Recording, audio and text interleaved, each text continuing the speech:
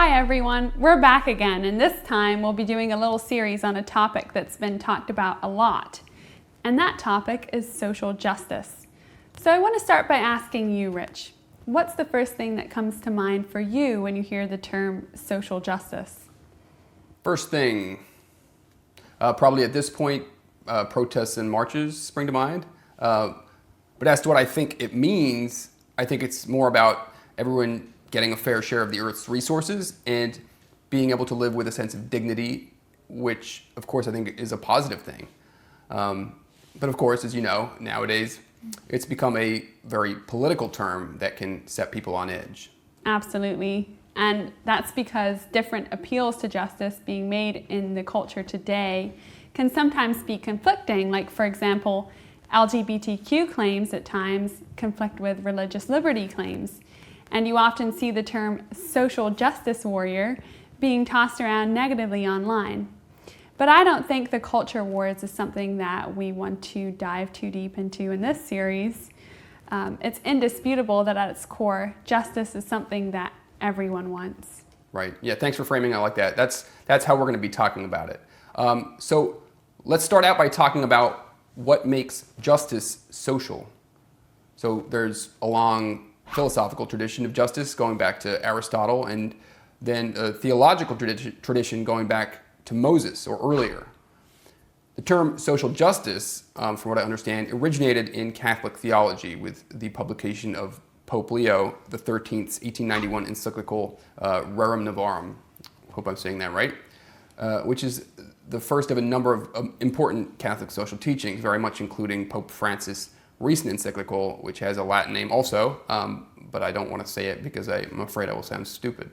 Well, I'm going to give it a go. Oh, wow. Fratelli Tutti. Okay. There, I did it, and I think it means all brothers, or as one joker on Twitter translated it, all the dudes. All the dudes. Anyway, there are many different definitions of justice, but what matters for us Christians is biblical justice, which is always social. It's for human beings living justly together. And biblical justice is very much about economic justice as well. And by that I mean inherent equality. Right.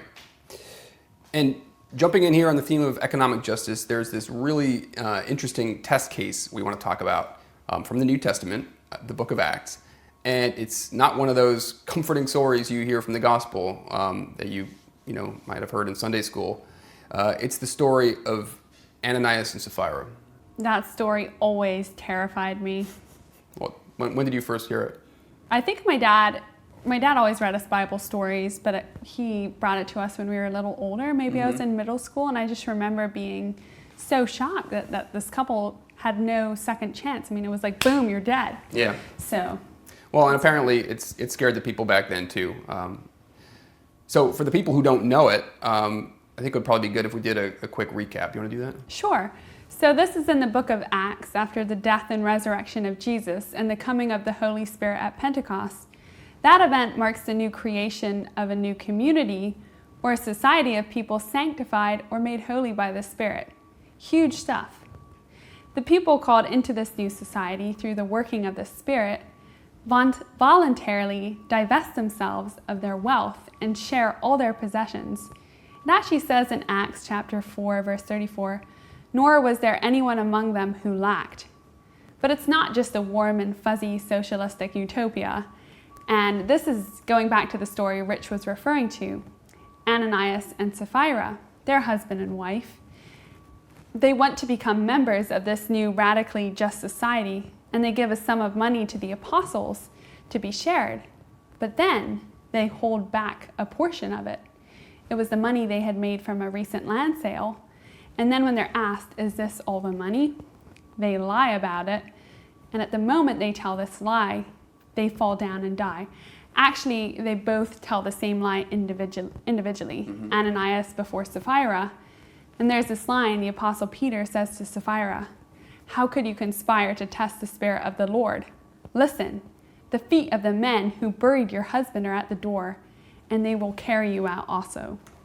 Yeah, it's pretty shocking stuff. Now, I don't think we should try to overinterpret the story and risk getting beat up by actual theologians. which we are not. But it seems pretty clear that Ananias and Sapphira's failing or sin is both against distributive justice to the poor and against God himself. And this is a point that many Christians, I think, tend to ignore or explain away. This story actually, I think, makes resoundingly clear God takes social justice, economic justice, very seriously among the people who've decided to follow him. It's not an optional thing. It's not, and what's always impacted me about that story from the early church is that as a believer, we must honestly renounce all possessions, which then results in social justice. Our commitment to following Jesus' commands is a life of complete justice and equality. So that was the early church. Now jumping forward 1,500 years, the Anabaptists of the Radical Reformation, who we on the Bruderhof take a lot of inspiration from, were themselves inspired by reading the recently translated Bible at the time and the teachings of Jesus. And they took it on themselves to challenge the church's structures at that time, which had to a large degree been co-opted and actually actively involved in perpetuating economic injustice. So these were mostly folks from the lower classes, the serfs, the peasants, who were very strong in rejecting the view that property exists only for the possessor. And most of them rejected the concept of strict private property and believed it should be available to care for the poor and the less capable. Some took it even further, arguing that love abolishes private property altogether, which they then put into practice in full community of goods. But we'll talk about that in a later video. Yeah, and it was a minority of a subset of the Anabaptists. We're simplifying this. Right. Yeah.